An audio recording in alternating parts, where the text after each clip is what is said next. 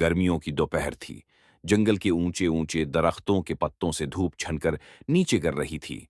कहीं दूर झील के किनारे हल्की हुआ पानी की सतह पर लहरें बना रही थी। परंते चहचहा रहे थे, गिलहरियां दरख्तों के तनों पर दौड़ रही थीं और सब कुछ एक सुकून भरी फजा में डूबा हुआ था। मगर इस सुकून के बीच हरनी जरी को कुछ अजीब महसूस हो रहा था। वो एक खुले मैदान में चल रही थी, लेकिन बार बार इसके कान खड़े हो जाते। ये खामोशी कुछ ज्यादा ही है, जरी ने खुद से कहा। पहले तो उसने सोचा शायद ये उसका वहम है, लेकिन फिर उसने देखा कि करीबी टहनी पर बैठी चिड़िया अचानक उड़ गई, जैसे किसी ने डराया हो। इतने में इसका करीबी दोस्त बंदर गप्पू तेजी से एक दरख्त से लटकता हुआ आया। जरी, जरी, तुमने सुना? जरी ने घास चबाते हुए पूछा। क्या सुना? गप्पू ने खौफ ज़्यादा आवाज में कहा।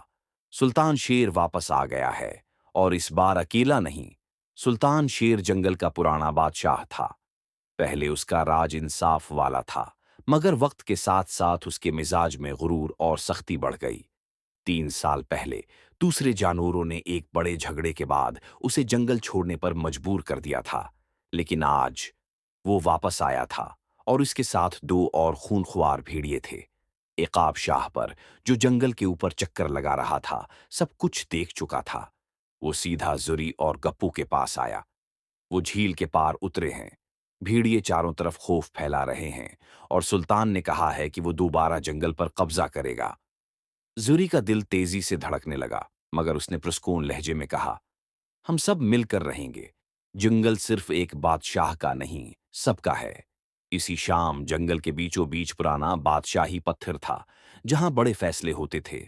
सुल्तान शेर इस पत्थर पर खड़ा होकर गरज रहा था। मैं वापस आ गया हूं। ये जंगल मेरा है, और जो भी मेरे खिलाफ होगा उसका इंजाम बड़ा होगा।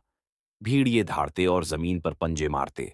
छोटे जानवर डर के मारे झाड़ियों में छिप जरी, गप्पू और भूलो हाथी भी वहां पहुंचे। जरी ने आगे बढ़कर कहा, सुल्तान, जंगल में खौफ नहीं, अमन होना चाहिए। हम तुम्हें वापस वही जुल्म करने नहीं देंगे। सुल्तान ने हिंसते हुए कहा, एक हरनी मुझे रोकेगी? तुम्हारी हिम्मत कैसे हुई? सुल्तान शेर की धाड़ पूरे जंगल में गूंज रही थी। जानवर खौफजदा और घबराहट में मुब्तला थे, मगर जरी हिरनी के दिल में हिम्मत का एक शैला जल उठा था।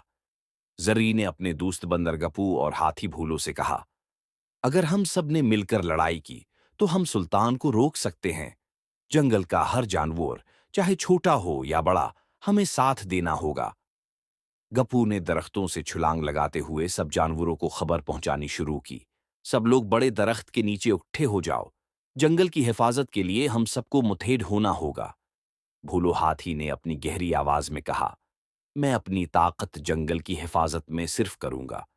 जो भी हमारे जंगल को नुकसान पहुंचाने आएगा, उसे रोकना मेरा फर्ज है। जल्द ही हिरनी, बंदर, हाथी, लोमड़ी, ऐकाब और दीगर जानवर एक जगह जमा हो गए। सबने मिलकर सुल्तान शेर की वापसी के खिलाफ अपनी हिकमत अमली बनाने का फैसला किया। इकाब शाह पर ने दूर से निगरानी का काम संभाला। मैं आसमान से सब कुछ देखूंगा और वक्त पर आपको खबर दूंगा। लोमड़ी चालाकी ने मुस्कुराकर कहा, हमें सिर्फ ताकत नहीं, बल्कि चालाकी और हिकमत से भी काम लेना होगा। सुल्तान शेर के खिलाफ हमारी कामयाबी इसी में है। जरी ने बुलंद आवाज में ऐलान किया, हम सब जंगल के मुहाफिज हैं। आइए मिलकर अपने घर की हिफाजत करें। जानवरों ने एक दूसरे को यकीन दिलाया कि वो साथ हैं। जंगल की ये छोटी बड़ी मखलूकात अब एक मजबूत इतिहाद बन चुकी थीं।